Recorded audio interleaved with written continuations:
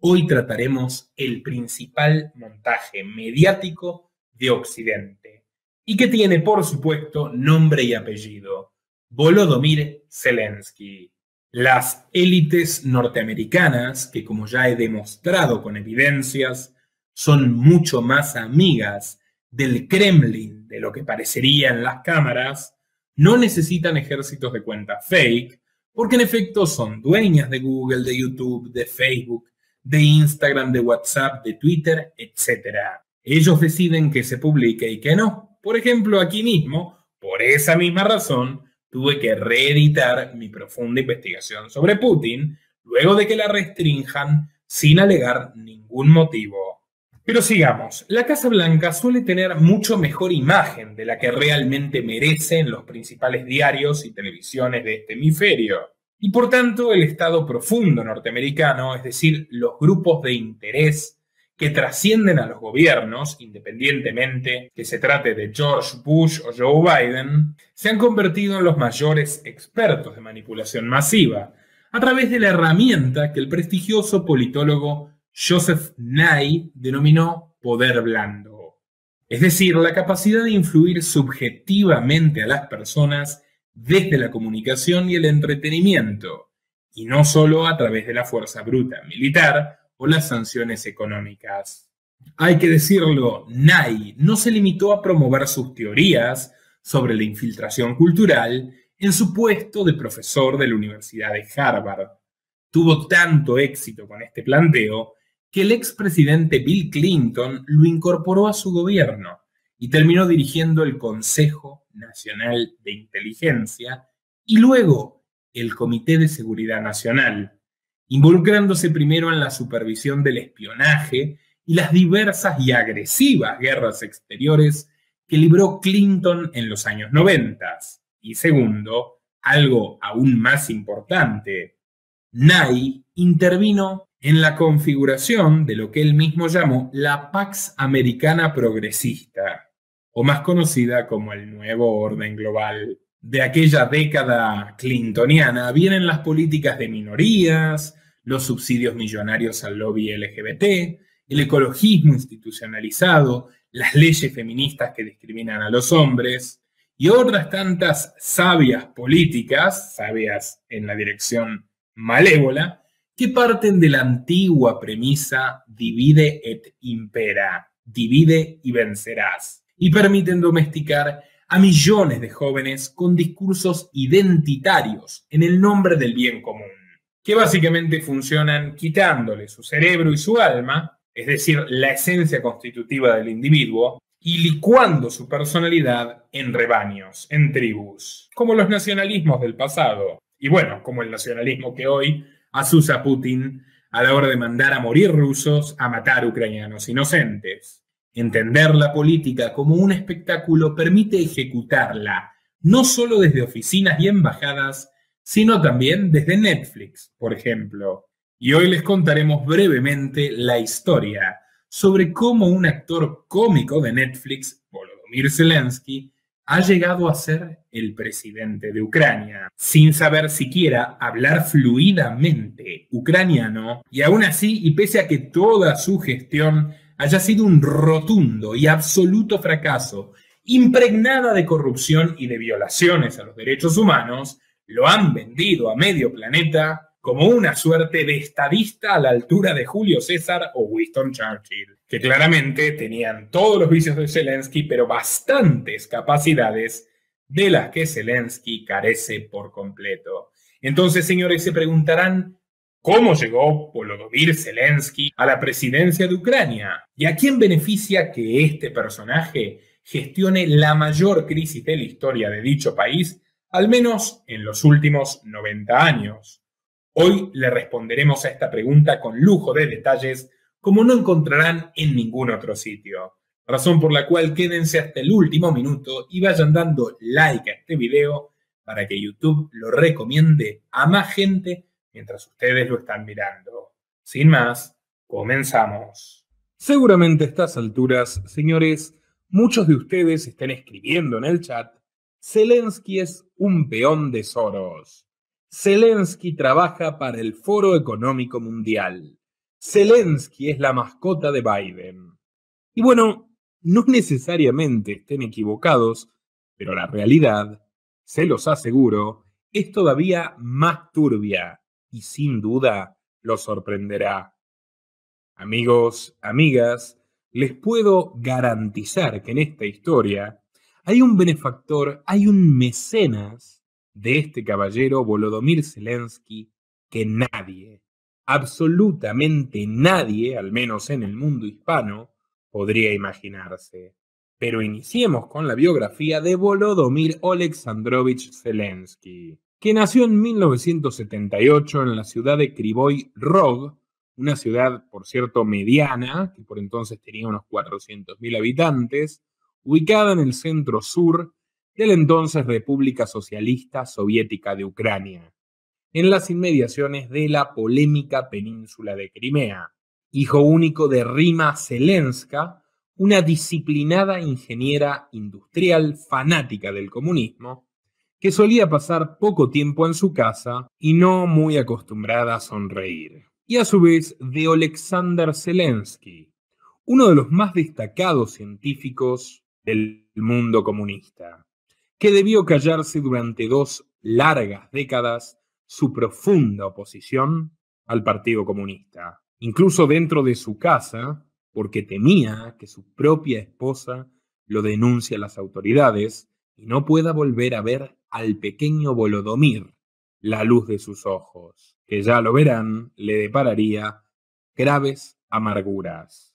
Alexander fue un pionero de la informática detrás de la cortina de hierro, ingeniero eléctrico. Su tesis titulada El cálculo automatizado de reservas de hierro fue premiada con honores en la Universidad Estatal de Minería de Moscú. Y pese a dirigir el primer departamento soviético de informática y hardware en Ucrania, y de haber generado enormes aportes en los campos de geología y topografía, su hogar era tan pobre como el de cualquier obrero. Sufría de duros ataques de asma y era obligado a trabajar incluso estando enfermo y sin vacaciones.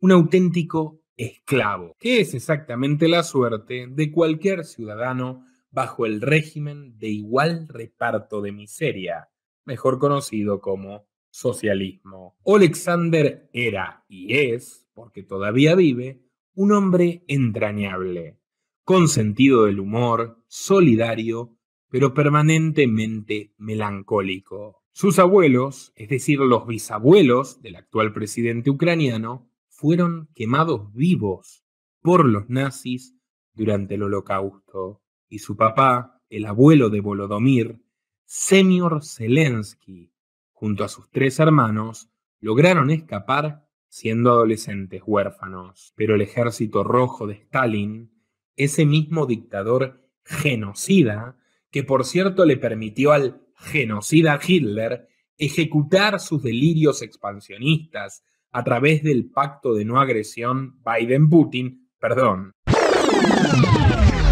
Ribbentrop-Molotov, a la hora de enfrentarse a su antiguo socio de Vigo Tito, resolvió secuestrar a todos los jóvenes que se interpusieran en su camino, reducirlos a la servidumbre militar y mandarlos a matar y eventualmente a morir en el frente. Esta es la cruel realidad de las guerras. Los políticos matan y viven. Los inocentes sufren y mueren. Esto le sucedió a los 3 tíos de Zelensky, pero Semyor sobrevivió un tiempo más, luego de haber servido para el batallón 57 de fusileros motorizados del ejército ruso. Ironías de la vida, hoy su nieto, Volodymyr, obliga a los varones ucranianos a correr la misma suerte trágica. Semyor quedó lisiado y murió joven, impregnado por la sensación de que nadie ganó en la Segunda Guerra Mundial más que sus dirigentes. Y Alexander creció bajo la extrema severidad del yugo de la tiranía de Moscú, que desde las hambrunas forzosas que terminaron con 4 millones de ucranianos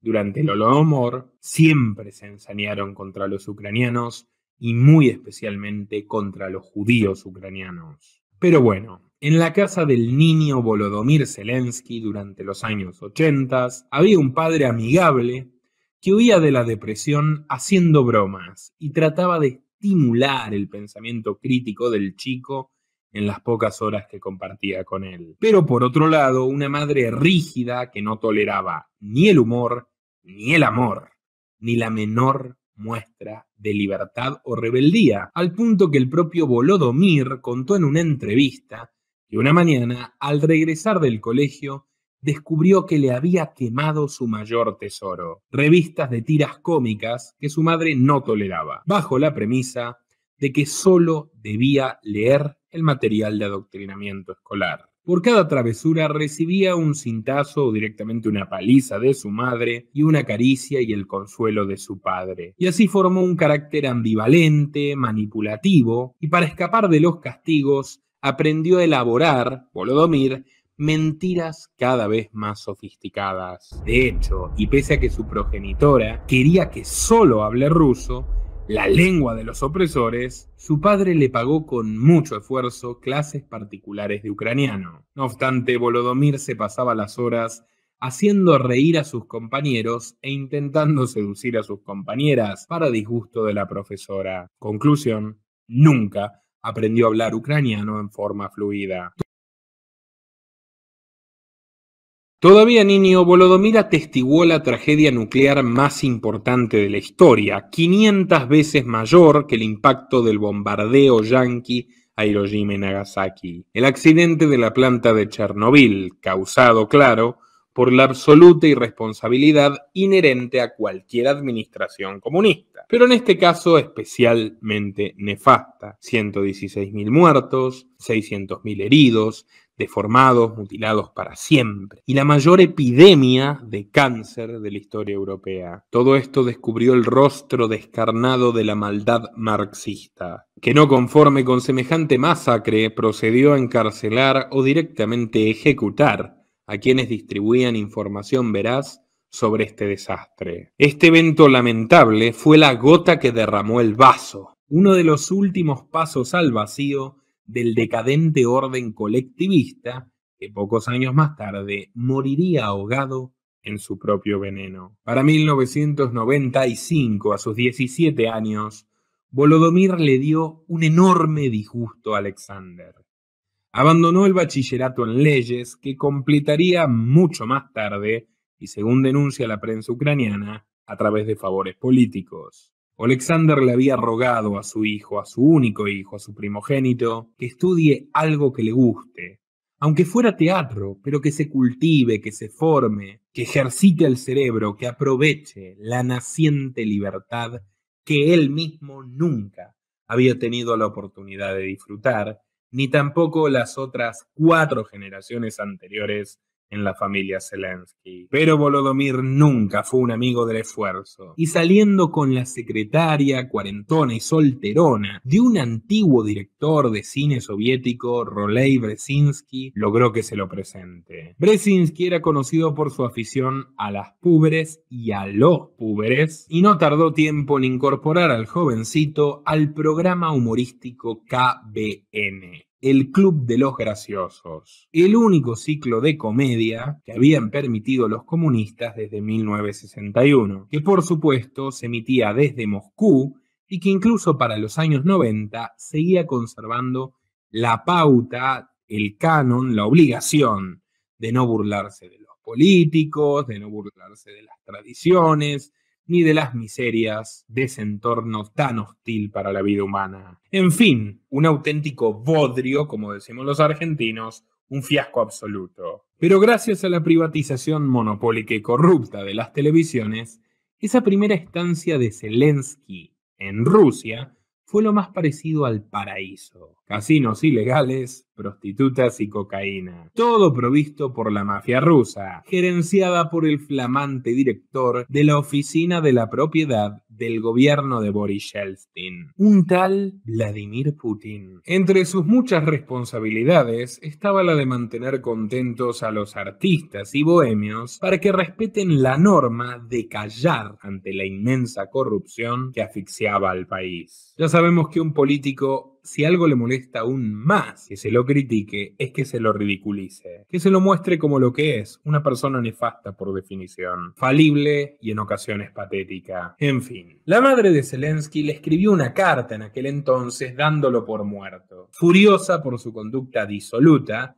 y, según ella, su espíritu capitalista. Pero esta no era la opinión de su jefe, es decir, el dueño de la televisión ORT, Boris Berezovsky, llamado con buenas razones el padrino del Kremlin, que en aquel entonces era secundado por un socio más joven, que luego lo traicionó y fue su verdugo, Roman Abramovich. Sí, el dueño del Chelsea, el oligarca títere de Putin, que terminaría encargándose de que Berezovsky no llegue muy lejos. Video muy recomendado. Ambos, Berezovsky y Abramovich, vieron en Zelensky un capital para explotar. Algo de talento, ausencia absoluta de valores y predisposición a venderse por unas monedas, sin cuestionar a nada ni a nadie. Es decir, no vieron un espíritu capitalista, sino un soldado. Un soldado muy particular, nada disciplinado, pero obediente, sumiso,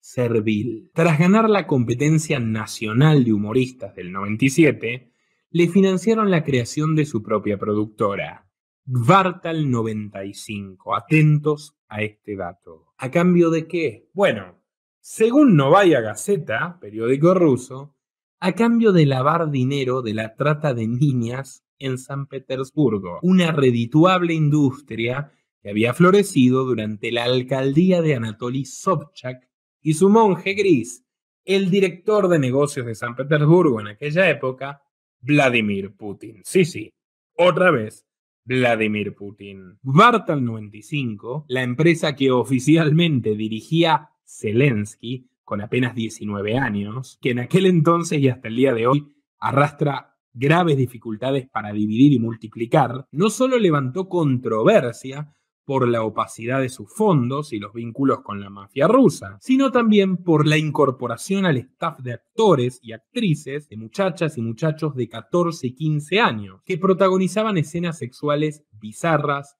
y degradantes. Aunque todo esto quedó olvidado rápidamente por la brutal crisis financiera del año 98, la guerra de Chechenia y para el 99 los autoatentados terroristas. ¿Por qué autoatentados?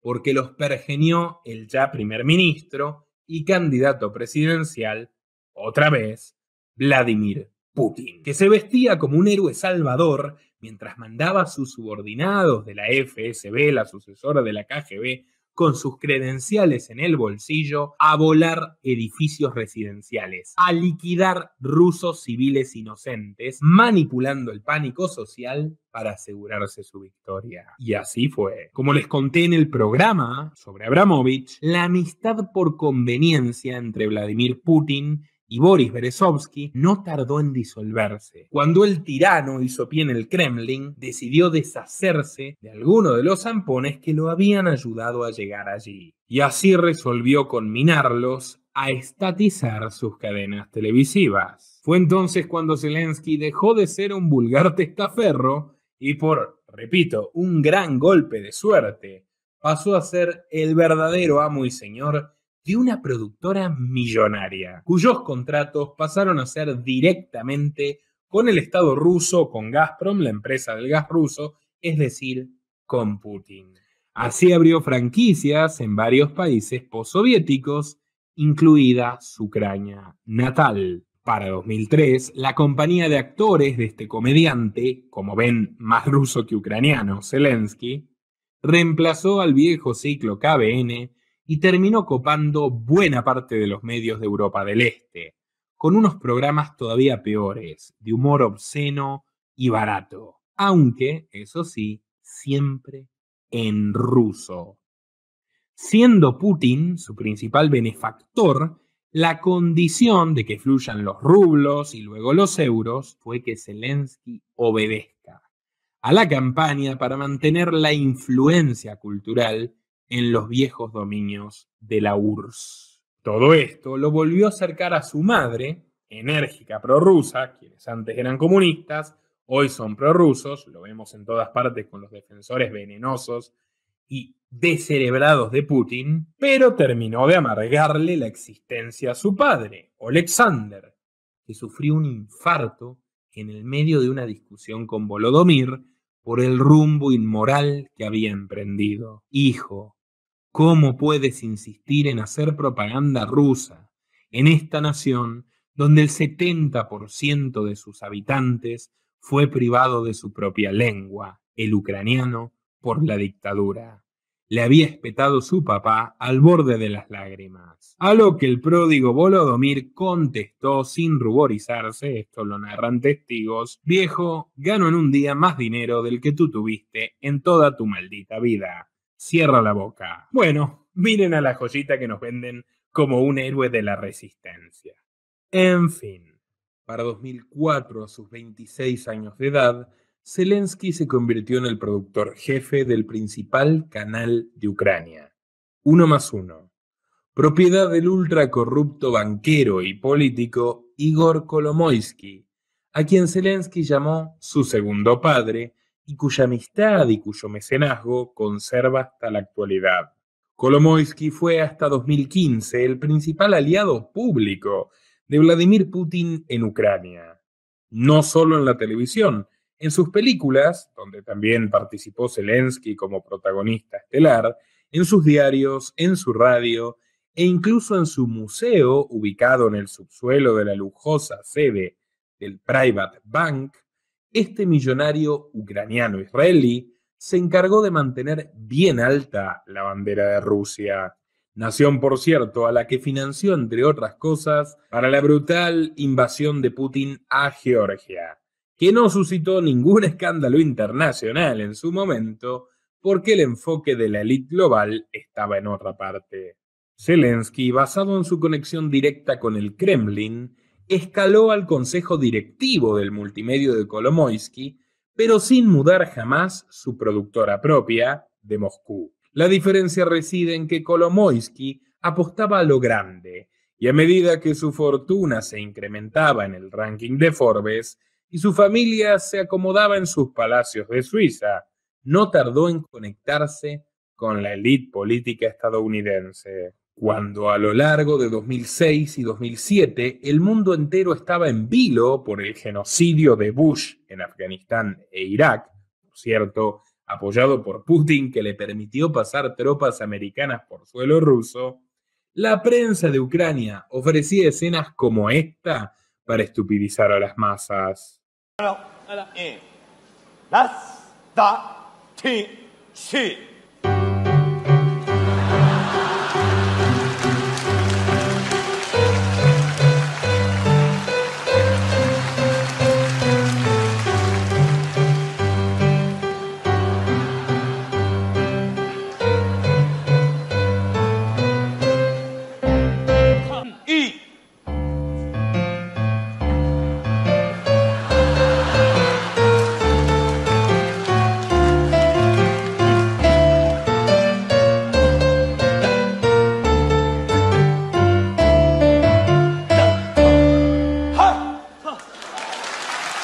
El propio Zelensky, en su rol como director ejecutivo de la televisión Inter, fue preguntado una vez sobre su opinión de las filtraciones de Wikileaks en cuanto al asesinato selectivo de investigadores por parte del ejército norteamericano. A lo que Zelensky contestó, y esto es en serio, no es un chiste, que no confiaba en Wikipedia. Sí, literal. Se confundió a Wikileaks con Wikipedia. El número 2 del principal canal informativo de Ucrania, Volodymyr Zelensky, en aquel entonces, no conocía la red periodística más importante de la historia. Buena parte de los sketches cómicos de Zelensky, en su rol como actor, porque nunca dejó de hacer el payaso, incluían referencias a su propia falta de cultura y habilidades intelectuales. Un bufón, literalmente un bufón. Al tiempo que su cuenta bancaria se engrosaba, Ucrania se hundía en el fango de la miseria, siendo uno de los lugares más pobres de toda Europa. Zelensky, el patriota, se dispuso a despedir a buena parte de los actores ucranianos de las dos cadenas donde intervenía, 1+1 e Inter, ambas de Kolomoisky, para reemplazarlos por actores rusos. Y ustedes dirán, bueno, esto tiene sentido, hay una crisis económica, los rusos cobrarían menos. No es así. De hecho, en aquella época, los sueldos que los rusos exigían eran o en rublos o en euros, y eran casi el doble que los magros salarios en grimnas ucranianas que recibían los actores despedidos. Entonces, ¿por qué? ¿Por qué hizo esto Zelensky? Bueno, esta sospechosa situación llevó al periódico Ukrinform a averiguar a fondo, delatando la maniobra a través de la cual Putin tomaba créditos artificialmente caros al Private Bank de Kolomoisky a cambio de seguir consolidando la propaganda prorrusa en su antigua colonia. Pero el mercado, amigos, suele ser justiciero. Las patéticas películas de Zelensky comenzaron a descender en popularidad a medida que la audiencia se hartó de consumir productos en un idioma ajeno. ¿Quién asistió entonces a su salvación? El entonces primer ministro Víktor Yanukovych. De hecho, Yanukovych ya había estado a punto de ser presidente a través de un fraude escandaloso en el año 2004. Fue tal el fraude, la mentira fue tan grande, que provocó una ola de protestas masivas llamada Revolución Naranja.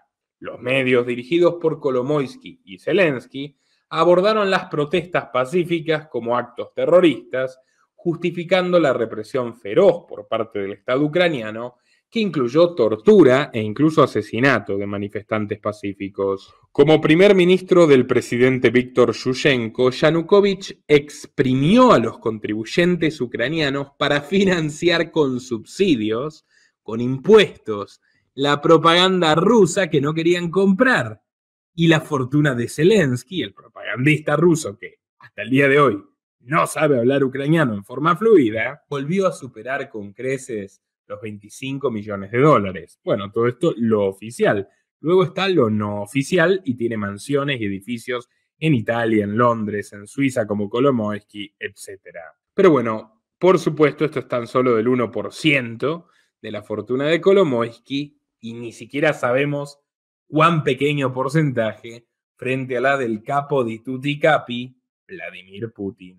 Pasaron los años y llegó el momento de devolver favores. Pese a las diversas causas judiciales en su contra y al precedente de esta terrible estafa electoral del 2004, Yanukovych, blindado en oro de Moscú, volvió a presentarse a los comicios presidenciales y se impuso en el año 2010 por sospechosos 2 puntitos a su rival Yulia Timoshenko, que poco después, siguiendo el modelo de Vladimir, el tío Vladimir, encarcelaría. Sí, encarceló a su principal rival política. Nada de esto habría sido posible sin la cobertura, sin, mejor dicho, el encubrimiento y la publicidad sistemática, 24 horas del día, 7 días de la semana, 365 días del año, en favor de su gobierno por parte de los medios de Kolomoisky y Zelensky.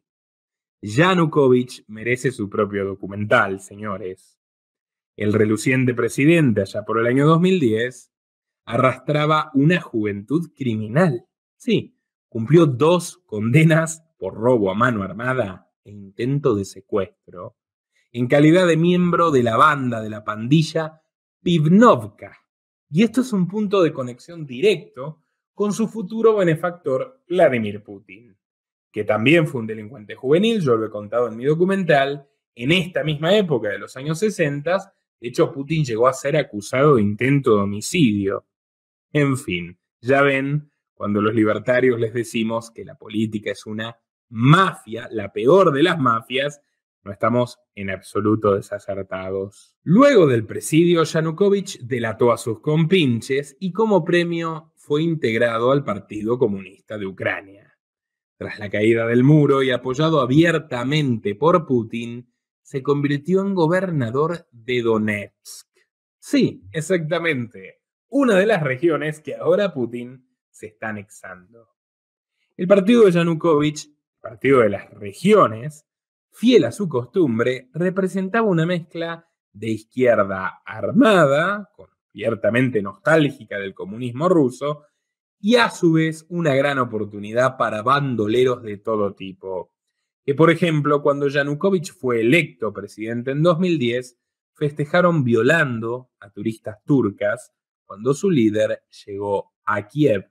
Anticatólico, racista, antisemita, impulsivo, alcohólico, Yanukovych acordó un estatuto de incorporación, de asociación, que es el paso previo, a la Unión Europea en el año 2012, cuando las relaciones entre Bruselas y el Kremlin marchaban a la perfección, de la mano del auge del precio de las commodities. En castellano, por si no lo entendiste, 2012 las relaciones entre la Unión Europea, Estados Unidos y Putin eran perfectas porque los precios del petróleo y del gas, entre muchas otras cosas, eran muy altos.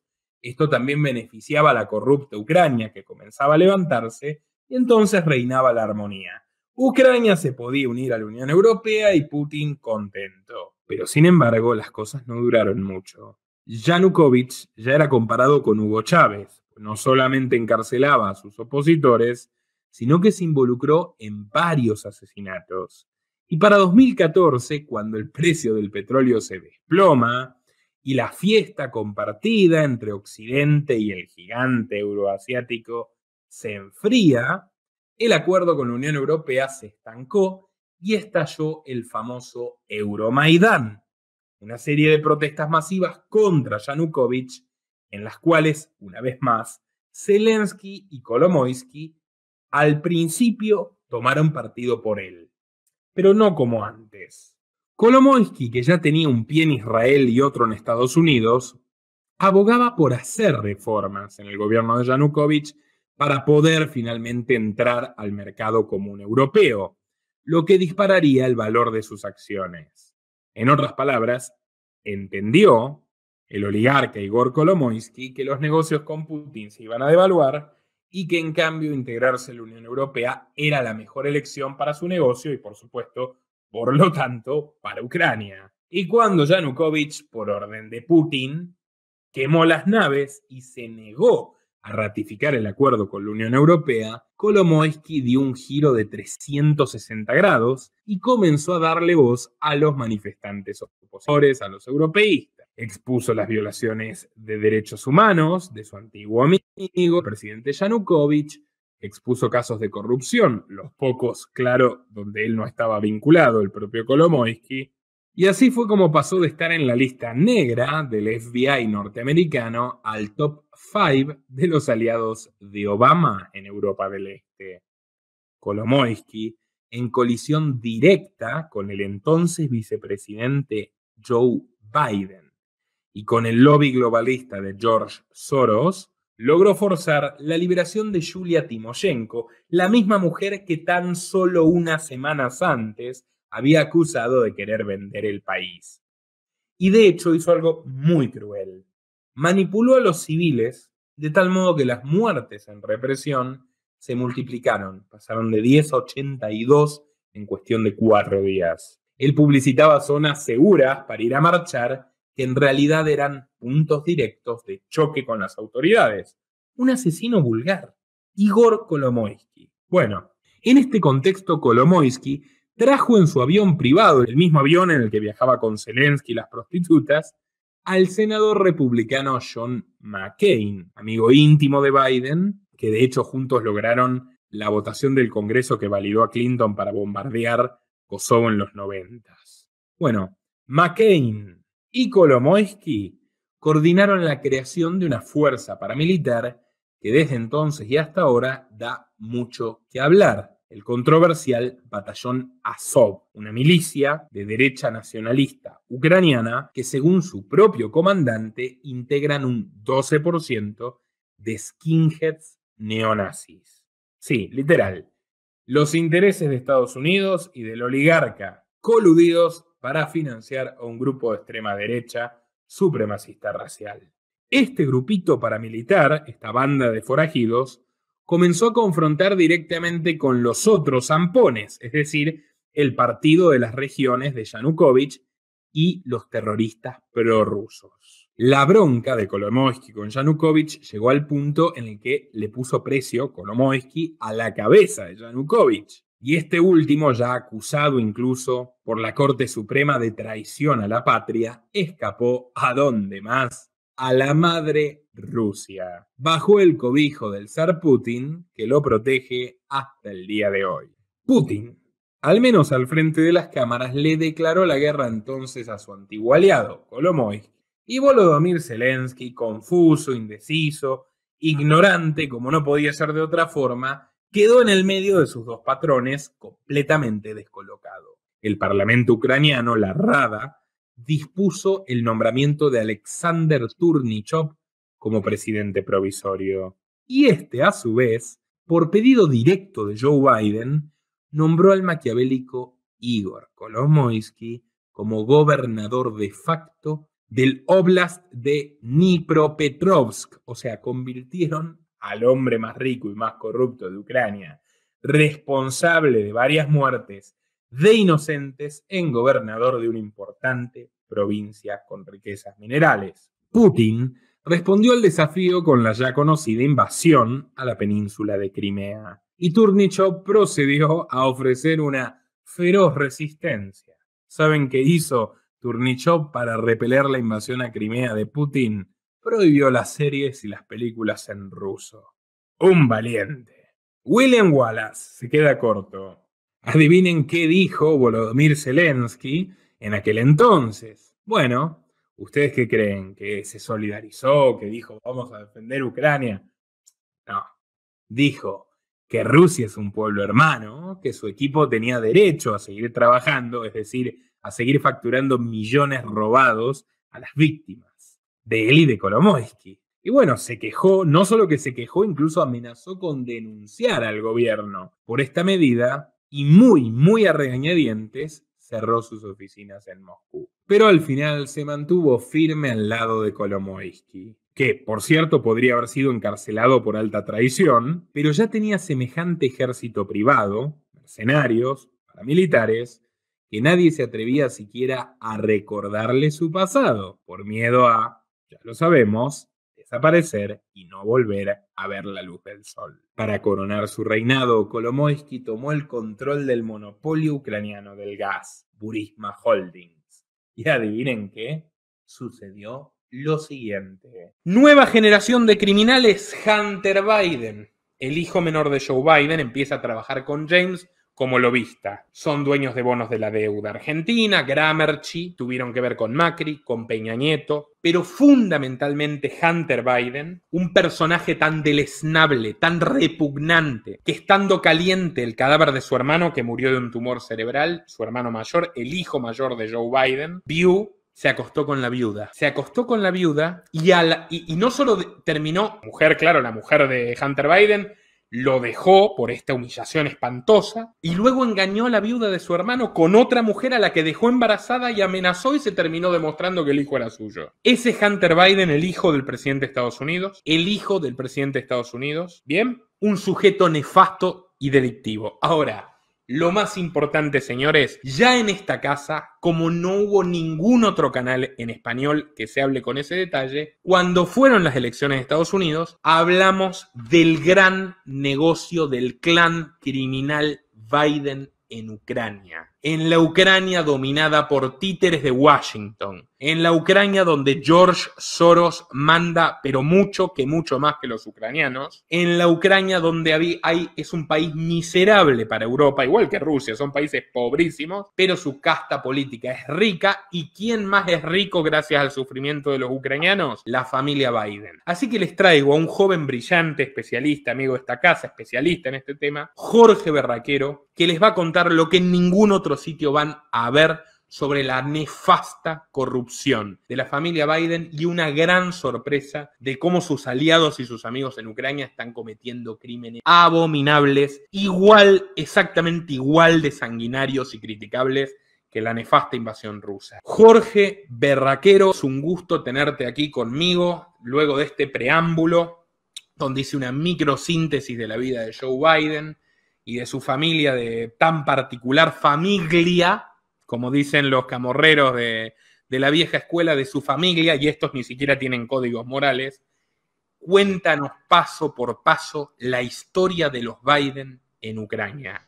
Ten en cuenta que del otro lado de la pantalla la gente tal vez no entiende nada de esto, no ha visto nuestros programas previos, así que cuéntales en términos claros y sencillos cómo comienza a forjarse esta trama de corrupción que es una de las peores del siglo XXI y que por supuesto repercute en la guerra que tenemos hoy.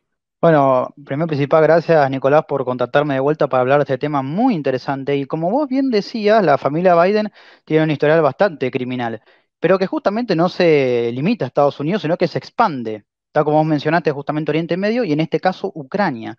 Y este caso en Ucrania se expande por, digamos, un pequeño detalle, pero no por nada insignificante, y es que todo comienza cuando Joe Biden decide colocar justamente a su hijo Hunter Biden en la empresa Burisma Holdings, que a su vez está asociada con el Private Bank, justamente. ¿Qué tiene de particular esta Jorge, empresa? Burisma Holdings, a partir de las maniobras del gobierno de Obama y puntualmente de su vicepresidente Biden, Burisma Holdings se convierte en el cuasi monopolio del gas natural de Ucrania, manejado directamente desde el gobierno y realmente manejado directamente a través del gobierno ucraniano por Estados Unidos. Continúa. Totalmente como vos acabás de decir. Sin ir más lejos, hay que decir una cosa muy interesante antes de hablar de este nexo. Burisma Holdings y Private Bank estaban siendo, digamos, investigados por el FMI por malversación de fondos y por lavado de dinero, ya que justamente había entregado el FMI por la crisis de Ucrania al banco ucraniano, que casualmente una participación importante era del Private Bank, habían entregado millones de dólares y da la casualidad que Private Bank era uno de los beneficiados y luego cuando este dinero fue entregado, desapareció misteriosamente.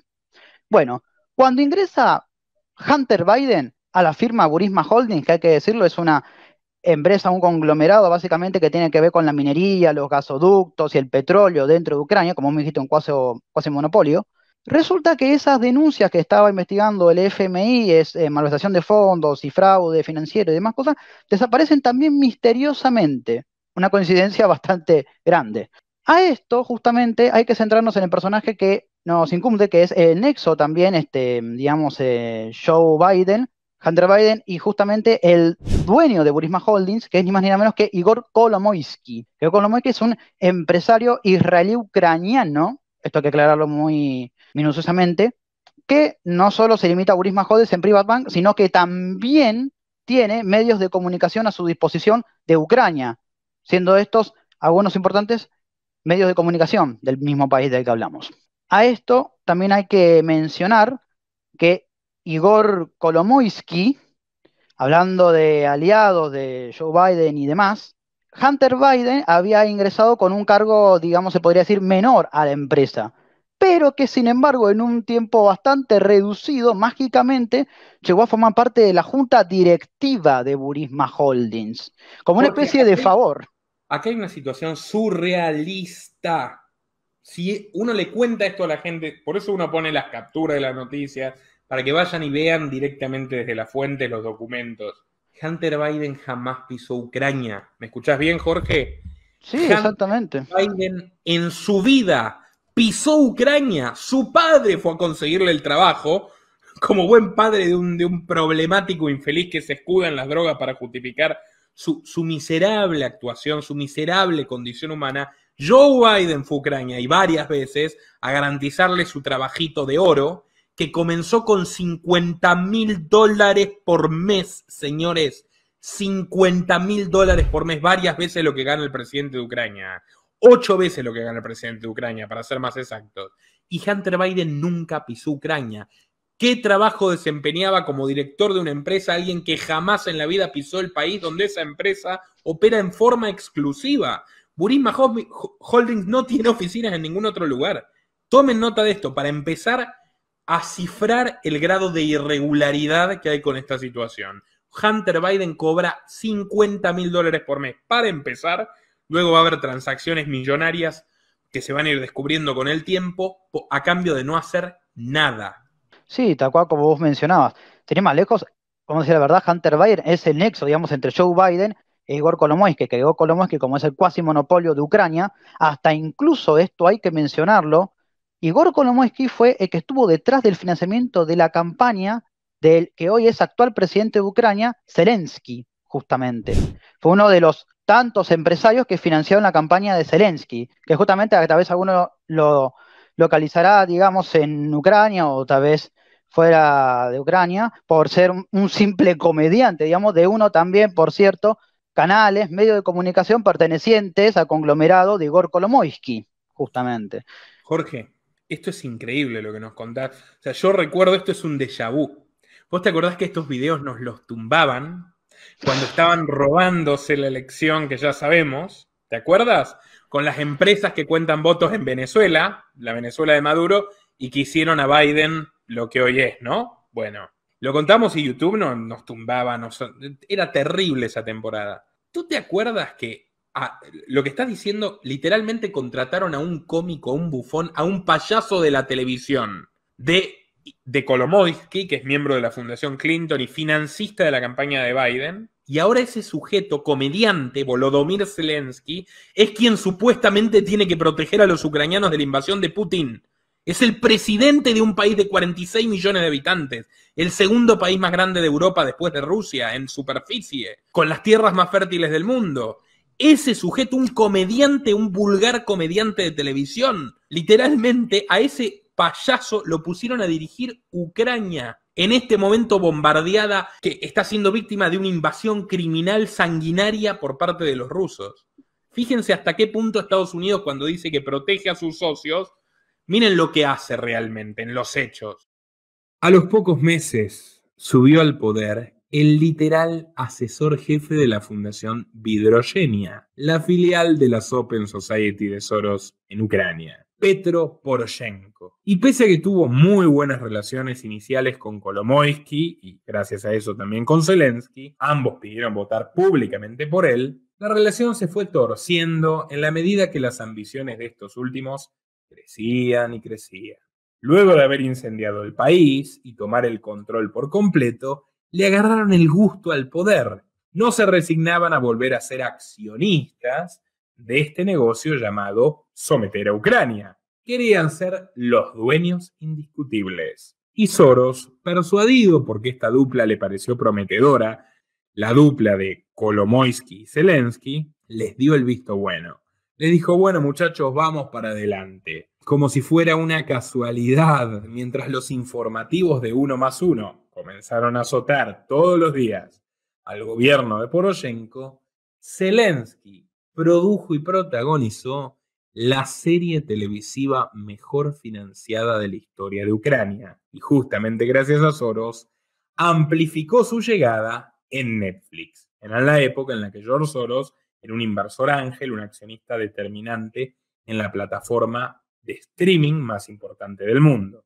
Y esta serie se llamó El Servidor del Pueblo, en el cual Zelensky, esmerándose, según los críticos fue el mejor papel de su carrera, interpreta a un profesor de secundaria que por accidentes de la vida termina siendo presidente de Ucrania.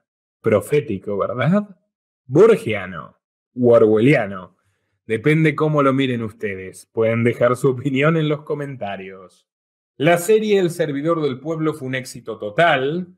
Zelensky dio lo mejor de su papel como humorista, con escenas memorables, como una donde su personaje entra al Congreso y le dispara a todos los políticos corruptos. Y así fue como para 2019, en la debacle de Poroshenko, Volodymyr Zelensky se presenta como candidato a presidente, con una financiación multimillonaria de Kolomoisky, explícita, pública, no disimulada para nada, y negándose, por supuesto, siendo un hombre que tiene problemas, repito, para hacer cuentas matemáticas básicas y que no sabe hablar ucraniano, negándose a participar de todo tipo de debates y de cualquier tipo de entrevista. Volodymyr Zelensky literalmente llegó a la presidencia luego de haber protagonizado una comedia donde el payaso del pueblo se convertía de milagro en presidente. Sí, realmente no conozco ningún otro caso conocido. Algunos pueden decir Trudeau fue actor. Sí, no llegó a la presidencia por ser actor. Llegó por ser hijo de otro déspota como él que gobernó Canadá 16 años. Pierre Trudeau. Reagan fue actor. Sí, fue actor, pero no llegó a la presidencia por ser actor. Llegó a la presidencia por una serie de lobbies muy poderosos, etcétera, etcétera, etcétera. Ahora, Zelensky literalmente llegó al poder como la marioneta, como el bufón personal, como el divertimento de Igor Kolomoisky. Y como no podía ser de otra forma, los problemas de Ucrania, a la vista de todos, se multiplicaron por 1000. Aupado por los medios de comunicación de buena parte del mundo, que relataron la hazaña de aquel comediante que interpretaba a un presidente y terminó convirtiendo la ficción en realidad, Zelensky se impuso a Poroshenko con el 73% de los votos en segunda vuelta. No hubo propuestas, no hubo programa electoral. Su único fuerte, las redes sociales. Con el pasar de los días fue quedando claro que el gabinete de Zelensky, el hombre que se propuso venir a salvar a Ucrania y destruir los males de la política tradicional, no era otra cosa que una extensión del directorio del Private Bank. Kolomoisky, durante los últimos tiempos del gobierno de Trump, volvió a la lista negra del Departamento de Estado en medio de las investigaciones por la colosal corrupción del clan Biden, pero convenientemente ocultadas por el Estado profundo e incluso censuradas por las redes sociales como Twitter, no impidieron la llegada de Biden al poder. Victoria, por cierto, relevada por Smartmatic, empresa de Lord Mark Malloch Brown, histórico número 2 de George Soros y actual presidente de las Open Societies. En una especie de maniobra para disimular esta repugnante alianza mafiosa, un antiguo abogado de Kolomoisky, Denis Maliuska, se convirtió en ministro de Justicia de Ucrania e impulsó una cortina de humo titulada Ley de Desoligarquización con el mero objetivo de engañar a los incautos y disfrazar lo evidente. Algo vagamente similar ha hecho ahora el gobierno demócrata de Estados Unidos, a medida que, pese a todo lo que han hecho, crecen y crecen y crecen las polémicas por los negocios millonarios de la familia Biden con Kolomoisky, el secretario de Estado, Antony Blinken, le prohibió volver al país del norte. Ahora, lo más gracioso de todo es que su padre, Donald Blinken, que fue embajador de Bill Clinton en Hungría, esto parece una broma, representa al emblemático grupo Warburg en sus operaciones conjuntas con Kolomoisky en Israel. Pero la sumisión de Zelensky, el populista vacío, se volvió pornográfica cuando violó sus propias restricciones sanitarias, que él mismo como presidente le impuso a los ucranianos para visitar el cumpleaños de Kolomoisky. La voracidad de Kolomoisky por el dinero fácil lo está volviendo loco. Le robó a sus propios clientes $5.500 millones de depósitos. Y esto le valió una orden de captura internacional de Interpol que solamente puede evadir manteniéndose entre Ucrania e Israel. La ira del pueblo volvió con fuerza y el propio George Soros se vio salpicado por este escándalo mundial. Es más, Soros mismo tenía $40 millones, que para él es una propina, en el Private Bank. Pero bueno, imagínense lo que supone estar tan loco como para robarle a George Soros. La venganza nos hizo esperar y a través de su consorcio internacional de periodistas, Georgie ajustó las cuentas a través de Pandora Papers, exponiendo buena parte de las riquezas ocultas de Kolomoisky y los lazos con Zelensky en diversos paraísos fiscales.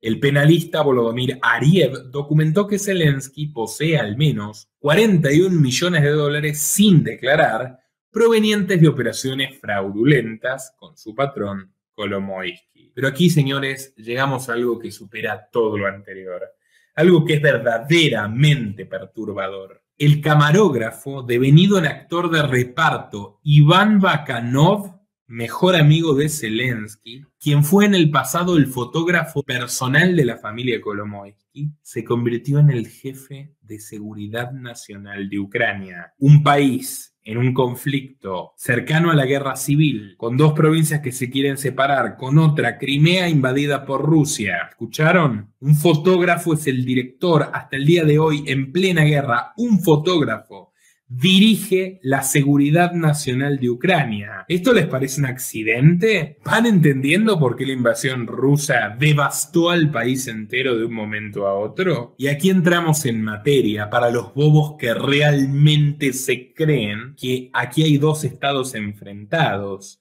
cuando en realidad son dos estados contra sus respectivos pueblos y contra el bienestar de toda la humanidad. Procedo a leer el título de una sugestiva nota del portal OCCRP. Lejos de ser una paloma pacifista, Volodymyr Zelensky asume el cargo como un halcón prorruso. Pese a sus fingidos elogios a las Fuerzas Armadas de Ucrania, un país cuya lengua aún hoy para bochorno internacional desconoce, Zelensky fue a visitar a Putin y a besarle la mano, pese a que éste se negó a felicitar su victoria. Entabló diálogos para facilitar un acuerdo pacífico sobre Crimea en manos de Rusia, claramente. Y tras una guerra en el este que se cobró 13.000 vidas, Zelensky le dijo a su antiguo amo y señor: estimado Vladimir, y esto es una cita literal, aunque nos dividan, somos todos eslavos. En el norte, en el sur, en el este, en el oeste y en el centro. Hablamos ucraniano y ruso. Somos diferentes pero similares. Estemos juntos para salir adelante. Hoy, los pocos periodistas serios ucranianos que no han sido secuestrados, desaparecidos o asesinados, ya sea por los terroristas prorrusos o minoritariamente por el batallón Azov, los neonazis mercenarios de Kolomoisky, se preguntan, rodeados de misiles, de viudas llorando, de madres con el cadáver de sus hijos pequeños sobre sus brazos, ¿hasta qué punto Volodymyr Zelensky es el presidente de Ucrania y no el peón de Putin?